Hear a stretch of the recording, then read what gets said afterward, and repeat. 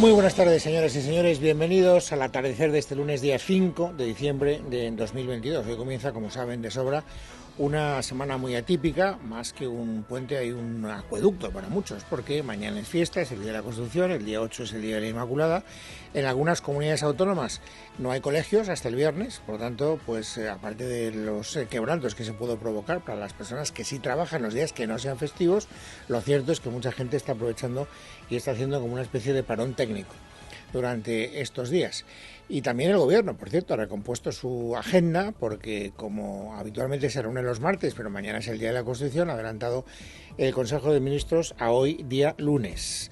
Y esto que les cuento no es por empezar por algo que es más que sabido, sino porque hay quien se malicia, y yo creo que con bastante fundamento, que estos días en los que la gente está pensando en otras cosas, está mirando en otra dirección, está tratando de levantar el pie del acelerador y tomarse unos días de descanso, son los días propicios para que el gobierno, con nocturnidad y con muy poca publicidad, pueda hacer determinadas cosas que en otras condiciones le sufriría o le supondría un cierto desgaste mediático. Hacer las cosas cuando no te ven siempre es más fácil que hacerlas cuando te están mirando y te están observando con todo tipo de detenimiento.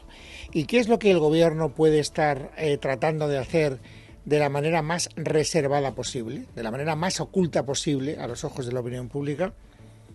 La malversación. Lo de la sedición ya está en el gambero, como saben, ya se la ha cobrado.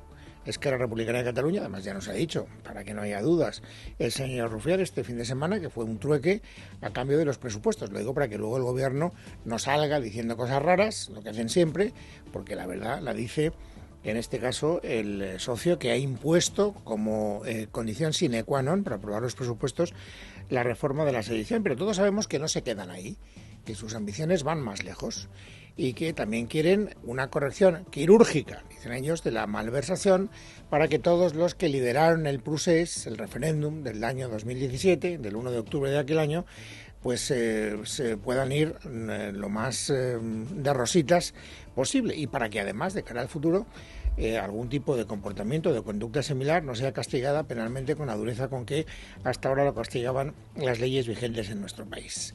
Por lo tanto, y por concretar, ¿cuándo se supone que la enmienda de la malversación puede hacer acto de aparición en la vida social y política española? Ojo al dato. Pasado mañana, miércoles.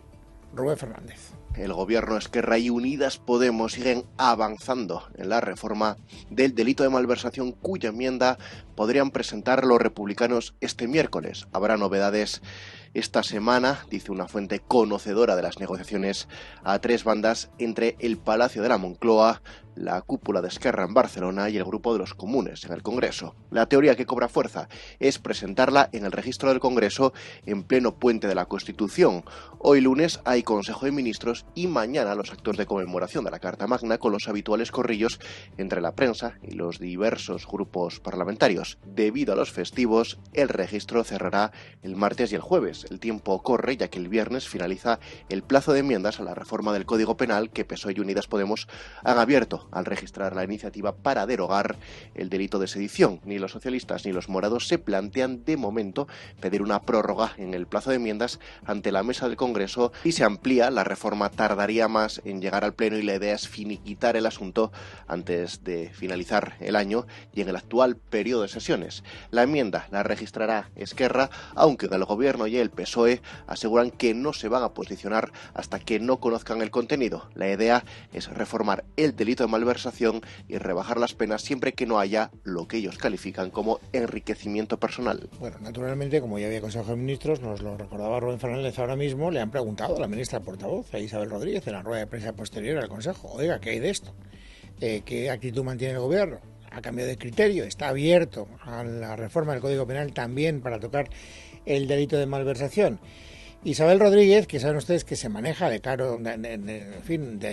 con arreglo, de acuerdo al prontuario que tiene, al argumentario que le dan de una manera muy fiel, no ha dicho nada que no nos haya dicho ya otras muchas veces. Pues tengo que decirle que no ha habido ninguna novedad y que ya conocen la posición del Gobierno y, por tanto, no tengo nada nuevo que añadir.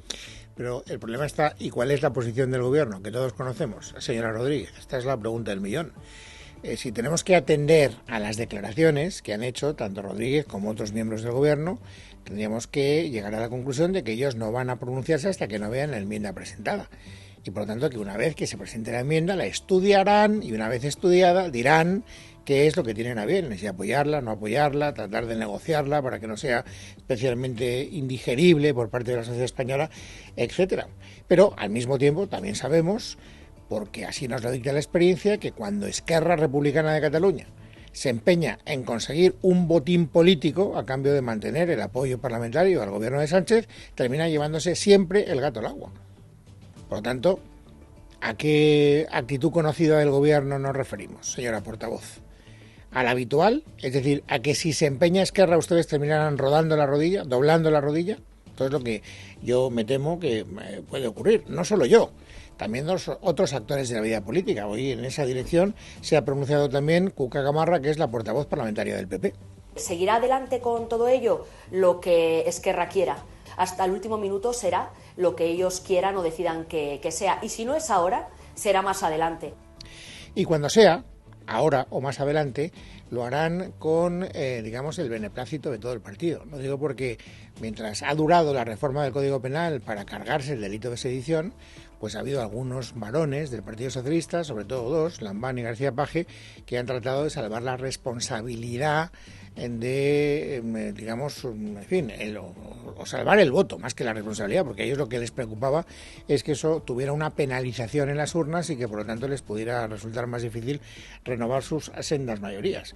Y por lo tanto han tratado de marcar distancias, pero siempre de manera retórica. A la hora de pronunciarse de verdad y a la hora de tratar de, en fin, de conseguir que el Partido Socialista haga lo que ellos creen que debe hacer, a partir de ese momento ya no les pidan ustedes más esfuerzo. Dialéctico el que sea. Práctico, ninguno, porque es como, en fin, predicar en el desierto. No tiene el más mínimo efecto positivo. Hoy García Paje ha vuelto a hablar de la sedición, ya no de la malversación. Y me hace gracia, porque él sigue encasquillado en un discurso que no sirve para nada. Es decir, salvo para recordar que él está en contra de lo que está haciendo el PSOE. Pero vuelvo a repetir, estoy en contra, pero no haré nada para conseguir que esa, digamos, actitud contraria a la propuesta del gobierno de Sánchez se pueda enmendar. Escuche.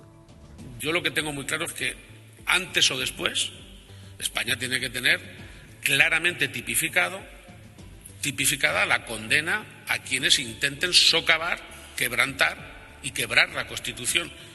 A quien quiera hacer, por ejemplo, referéndum ilegales, como los que se produjeron en Cataluña. Esto tiene que estar claro. Y le va usted a poner el cascabel al gato, señor García Paje. Usted va a ir a hablar con el señor Aragonés o con el señor Rufián o con quien se tercie y le va a decir, oye, que voy a volver a tipificar lo del referéndum ilegal, que me importa un rábano lo que pienses, que yo tengo que ser coherente con lo que le digo a mis paisanos castellano-manchegos y que aquí tienes una propuesta seria para debatir en el Congreso de los Diputados. ¿Va a hacer usted eso o se va a limitar al toreo de salón, que es lo que hace cada vez que hace declaraciones de esta naturaleza? Pues yo me temo que más lo segundo.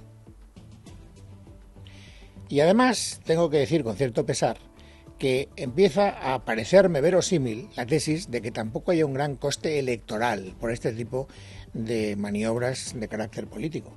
Lo digo porque hoy hemos conocido una encuesta en el diario El País cuyo trabajo de campo se realizó ya en pleno debate de la sedición y en pleno debate de la, en fin, terrible ejecución que estaba suponiendo la ley del solo sí es sí. Y a pesar de eso, a pesar de ese ambiente político, el Partido Socialista sigue acercándose peligrosamente al Partido Popular, hasta el punto de que el Partido Popular en un mes, el PP, en un mes, pierde 2 puntos respecto al barómetro del mes pasado. Saben que el instituto que hace las encuestas para el país es 40dB. Y además el PSOE cosecha el mejor resultado de todo 2022. En definitiva, la foto fija de esta encuesta es que el Partido Popular tendría una intención de voto del 28,1 frente al 27,8 del PSOE. Es decir, están tan solo a 3 décimas. Y eso que Feijóo fue capaz de ir ensanchando las diferencias con el Partido Popular hasta el momento más favorable para él, que fue en el mes de octubre, donde estaba 3 puntos por encima del PSOE. En octubre, 3 puntos por encima del PSOE. En diciembre, 3 décimas por encima del PSOE. Esto es lo que ha ocurrido, por eso digo que empiezo a sospechar que el coste electoral brillará, pero por su ausencia.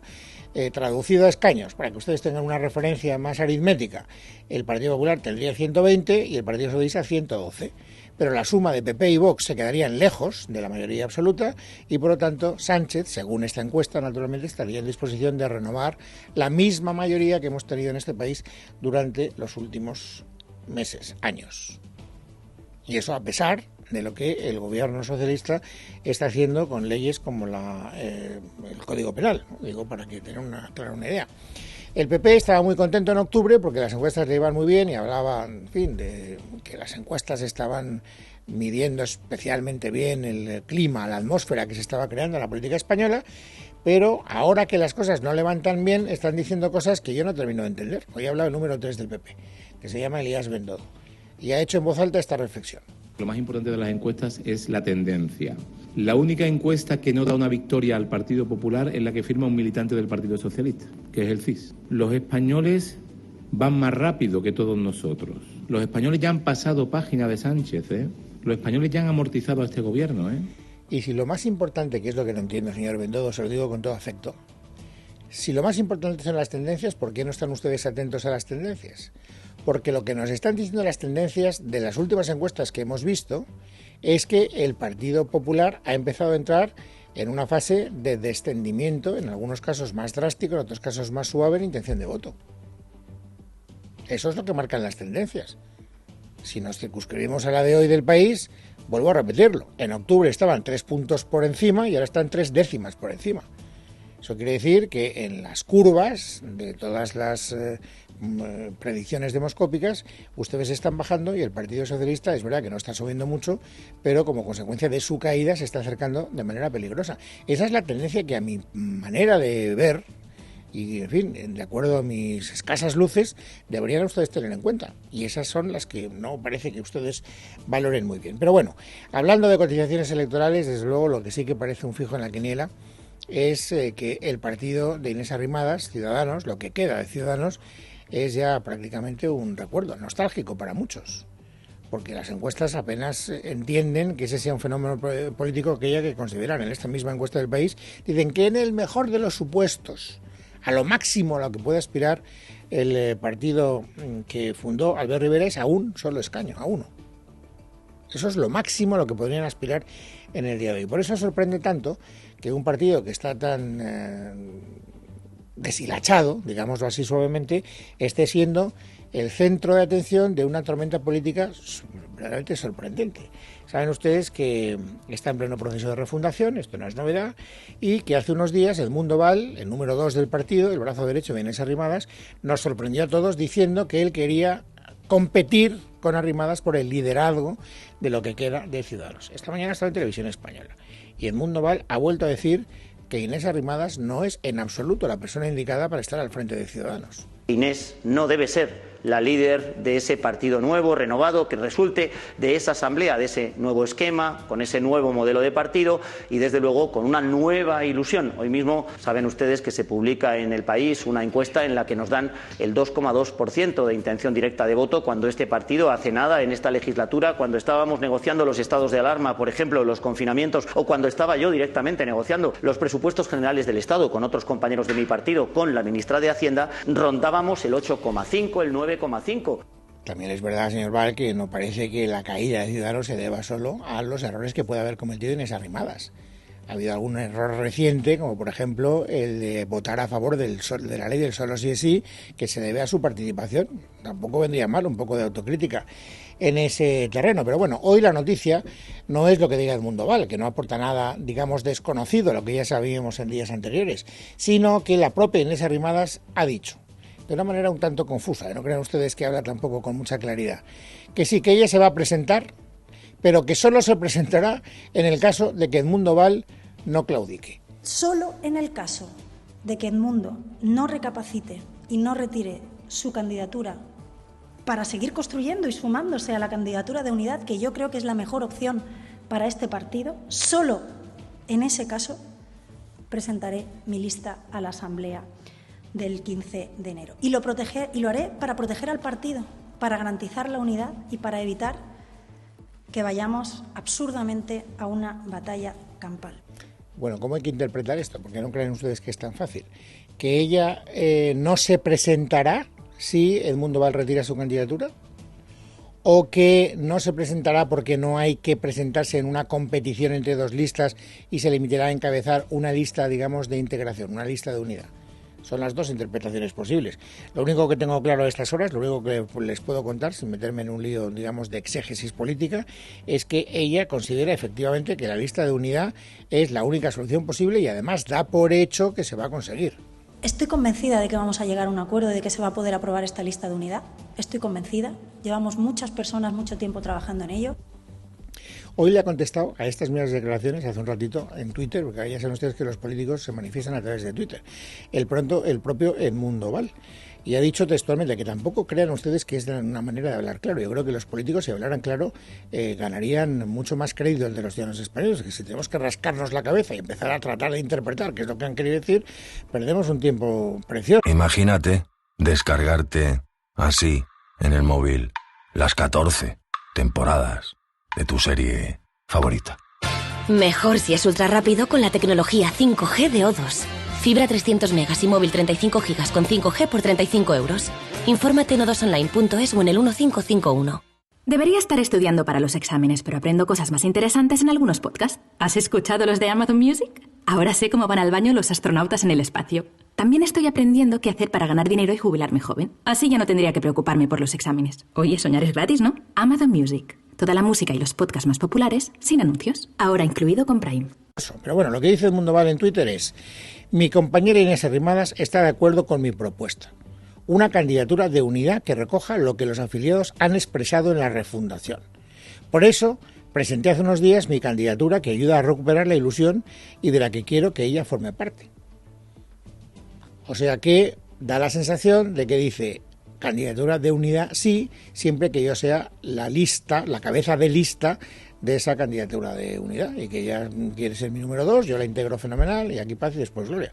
Eso es lo que yo interpreto. Pero es que también interpreto lo mismo de lo que hemos escuchado en boca de Inés Arrimadas, que ella dice: yo quiero la refundación y solo me presentaré en una lista de confrontación, en una lista alternativa, si Edmundo Val mantiene la suya. Yo lo que quiero es una unidad, se supone que encabezado por ella. Pero vuelvo a repetir que estoy interpretando. Lo único que queda claro es que Inés Arrimadas y Edmundo Val, el jefe y el subjefe, la lideresa y su lugarteniente, su sobresaliente de espadas, están a tortas. Eso es algo que nadie puede evitar, que nadie puede discutir, que nadie puede desmentir. Por eso, Inés Arrimadas esta mañana no ha tenido más remedio que reconocer que efectivamente esas discrepancias existen y no son pequeñas. En las últimas semanas, con mi compañero Edmundo Val, hemos tenido discrepancias importantes en cuestiones muy relevantes de actualidad política relacionadas con leyes muy conflictivas del Gobierno. Bueno, el partido donde está más fuerte, o si quieren ustedes menos débil, para no empezar a decir cosas un poco forzadas, es en Madrid. Y en Madrid la posición de Ciudadanos es más fuerte porque ahí está Begoña Villacís, la vicealcaldesa de Madrid, que tiene todavía pues una buena valoración política. Las encuestas, aunque es verdad que están diciendo que Ciudadanos también en Madrid, por supuesto, de que es una barbaridad, sin embargo ahí mantiene unos mínimos con cierta dignidad. Y además ella suele ser una persona que habla con cierta claridad, yo la suelo entender cuando habla, así que voy a pedirle por favor a Begoña Villacís que me ayude a interpretar lo que han querido decir Inés Arrimadas y Edmundo Val, a ver si ella tiene la merced de echarme una mano. Begoña, bienvenida, muy buenas tardes.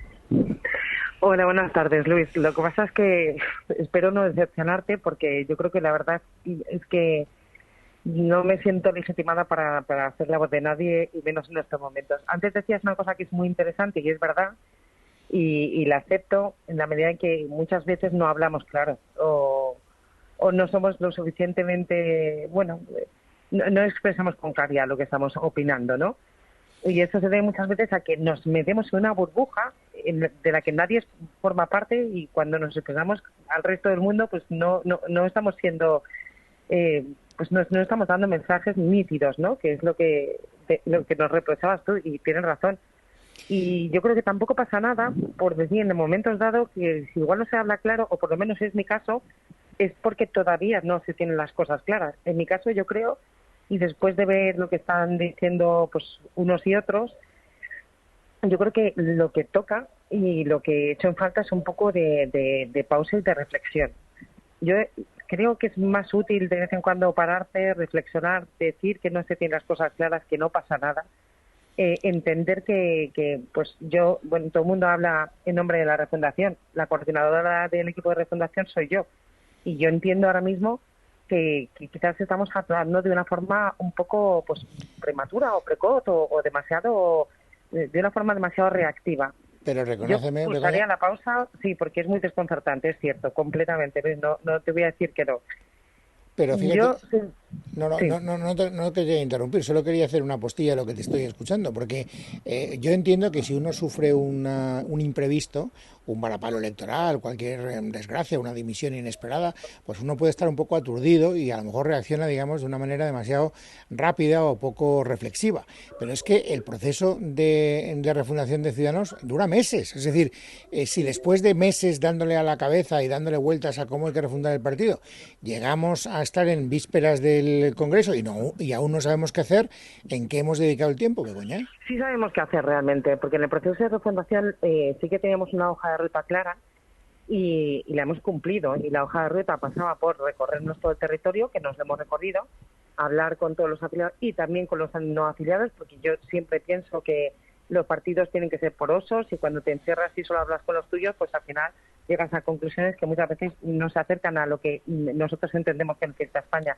Entender qué lugar queremos ocupar, qué papel queremos desempeñar y sobre todo a mí lo que me parecía más importante es desarmar todo lo que era la parte ideológica y lo hemos hecho y hemos sido valientes. Para mí la parte más importante es entender que bueno, somos un partido liberal, tenemos una hoja de ruta liberal y vamos a empezar a hablar y soltar verdades incómodas y lo hemos hecho. Cuando hemos hablado de las pensiones nos hemos convertido en el único partido político en España que habla a la gente como adultos y hemos denunciado que pues, lo que está ocurriendo ahora mismo y es que el sistema es insostenible y hemos tenido también mensajes cuando hemos hablado sobre la cultura de la cancelación y hemos sido el único partido que se ha expresado claramente en este sentido.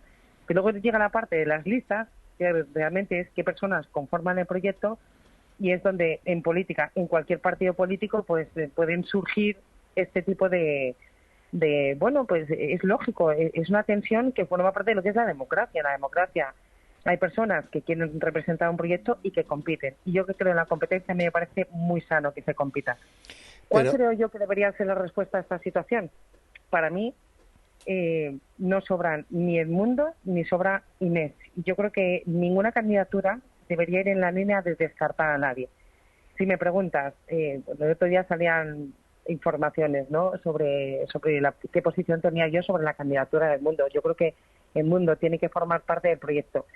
Me cuesta creer que tampoco para mí es cambio, porque realmente en este comité permanente de Ciudadanos, Edmundo lleva más tiempo que yo. Edmundo estaba en el comité permanente que primariamente creó Inés y de hecho pues es ese comité permanente que es el primero, que es el que, bueno, pues el que también ha perdido escaños, que se venían perdiendo de anterioridad.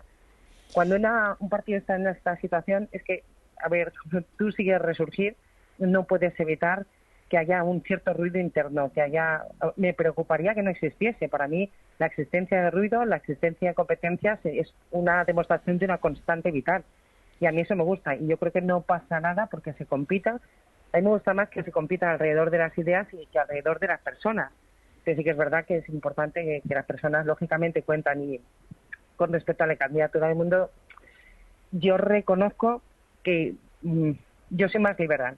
Entonces mi planteamiento ideológico es más liberal. Todo el mundo sabía en el partido lo que yo opinaba del apoyo a la ley del sí. Yo estaba en contra, pero más que nada porque se sostenía sobre premisas falsas. Yo que vengo del mundo jurídico no puedo apoyar una ley que se sostiene en una premisa y es que los jueces son machistas y que sostiene la premisa de que el consentimiento no estaba debidamente identificado en el Código Penal y que se sostiene la premisa de que nuestra justicia es confusa y heteropatriarcal. No es cierto, es que eso no es así. Entonces, ese tipo de... Yo creo que hay un malentendido, ¿no?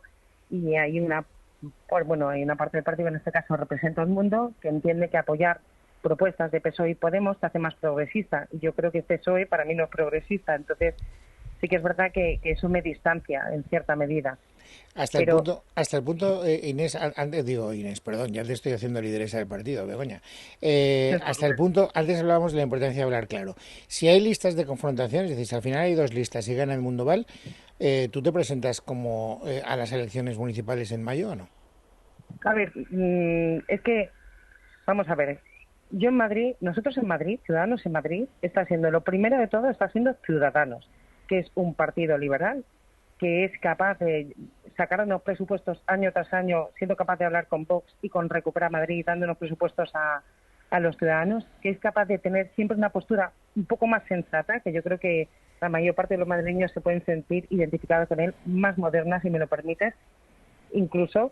Entonces, para mí eso es lo que representa, ese es el compromiso que tengo, ejercer el liberalismo en Ciudadanos, en el Ayuntamiento de Madrid. Yo no creo que vayamos a una situación así. Yo para lo que voy a trabajar, si me preguntas, Luis, es para que haya una candidatura de unidad, pero unidad de verdad, en la que pues no quedemos presos de los egos, ni esas servidumbres de los egos nos despojemos de ellas.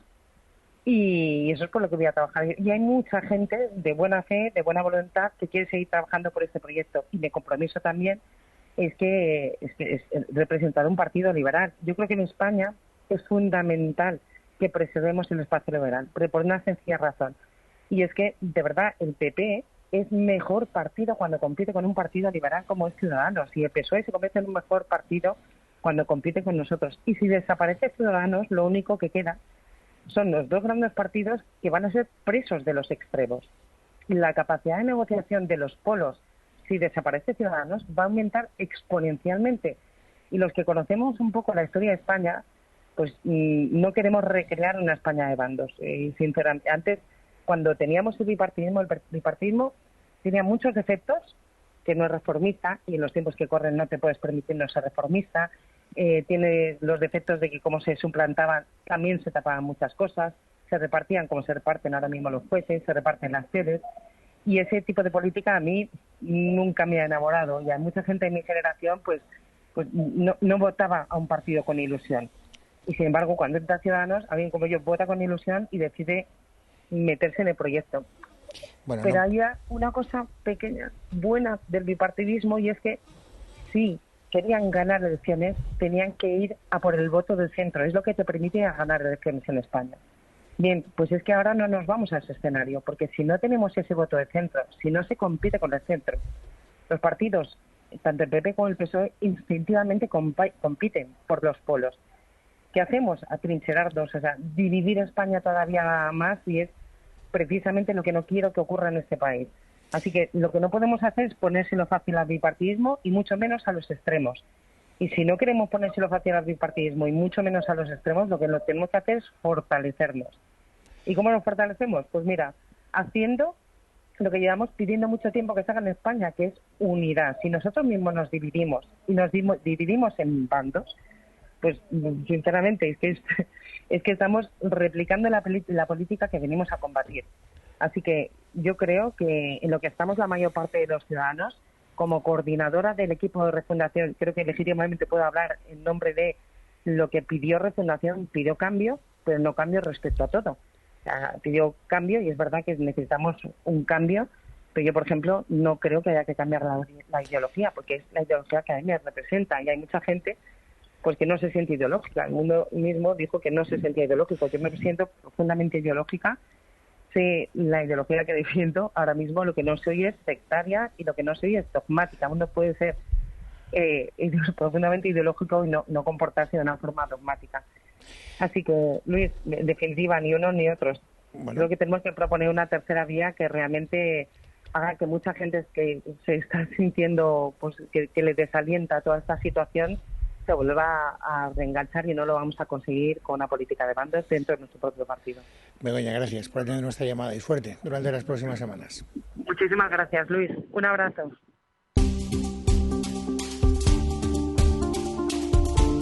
Lunes 5 de diciembre de 2022. Vamos, amigos, a completar el paisaje informativo sobresaliente de este día. Esther Nieto, bienvenida, buenas tardes. Buenas tardes, Luis. La Unión Europea ha comenzado a aplicar desde este lunes un embargo a todas las importaciones de petróleo ruso transportadas por barco y también la prohibición de transportar el crudo de Moscú vendido a terceros países a un precio superior a $60 por barril, el tope de precio acordado por el G7.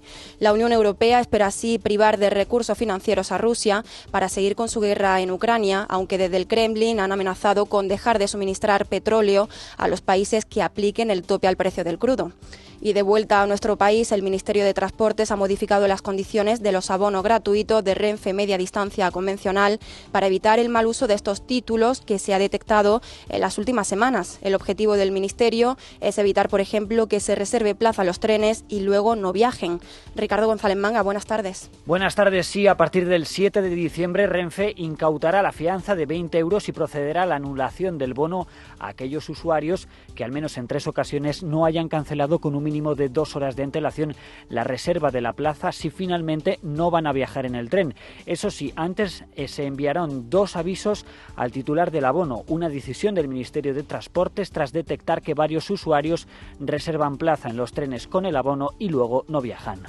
Lo que desde el Gobierno no confirman todavía es qué va a pasar a partir de enero cuando decaigan medidas anticrisis como la bonificación por litro de combustible. Este lunes la ministra de Transporte, Raquel Sánchez, apostaba por prorrogar estas ayudas, pero solo para los más vulnerables. Estamos en un contexto en el que la inestabilidad y la incertidumbre ha pasado a formar parte de nuestro día a día, pero yo creo que lo importante aquí es que estamos monitorizando esta situación, estamos monitorizando también las medidas que debemos incorporar, desde luego, para hacer frente a esa incertidumbre y, desde luego, esto es un gobierno sensible que seguirá adoptando las medidas que sean precisas. Y la Agencia Espacial Española y la Agencia de Inteligencia Artificial ya tienen sede oficial. Así lo confirmaba hoy la ministra portavoz Isabel Rodríguez. Los 2 dictámenes han sido aprobados por unanimidad y se ha acordado que la futura Agencia Espacial Española tendrá su sede en Sevilla y que la futura Agencia Española de Supervisión de la Inteligencia Artificial tendrá su sede en A Coruña. Vox ha anunciado este lunes que se abstendrá en la votación final de los presupuestos de la Comunidad de Madrid para 2023 tras la negociación fallida con el PP el pasado jueves. Este paso da vía libre a la presidenta de la región, Isabel Díaz Ayuso, para sacar adelante sus cuentas autonómicas. Íñigo Enríquez de Luna es el portavoz de Vox en la Asamblea. Yo también quiero dejar claro que nuestra posición va a ser la de abstención. Nosotros con el Gobierno de la Comunidad de Madrid llevamos un tiempo negociando y al final la respuesta que tuvimos fue claramente insuficiente. Nuestro portavoz lo ha calificado como un insulto a los votantes de Vox. Nosotros tenemos claro que con la izquierda no vamos a ningún sitio, votamos en contra de esas enmiendas a la totalidad. Nosotros no vamos a bloquear que Madrid tenga unos presupuestos, pero evidentemente si el Partido Popular no quiere tener en cuenta nuestras iniciativas, que aquellas cuestiones que nosotros hemos pedido que se incluyan en el presupuesto, pues lógicamente nunca lo podremos apoyar. El joven de 15 años asesinado anoche a balazos en un parque infantil del madrileño barrio de Villaverde Alto era supuestamente miembro de los Trinitarios y el homicida es de la banda latina rival de los Dominican Don't Play, según las primeras investigaciones policiales. Así lo ha confirmado hoy a declaraciones ante los medios la delegada del Gobierno en Madrid, Mercedes González. Precisamente a esta ha pedido el consejero de Presidencia, Justicia e Interior, Enrique López, más medios policiales para poner fin a la violencia entre bandas juveniles. Pedimos al Gobierno de España que intensifique la presencia policial en las calles de Madrid, que intensifique las brigadas especiales dedicadas a la represión de las bandas juveniles violentas y que trabaje más en la erradicación de esta delincuencia. No podemos entonar un tono triunfalista por el número de detenciones o el número de incautaciones de armas blancas. Tenemos que trabajar, y especialmente la Policía Nacional de Guardia Civil, tiene que trabajar en la erradicación de estas bandas juveniles violentas. En casa de Herrero, Es Radio.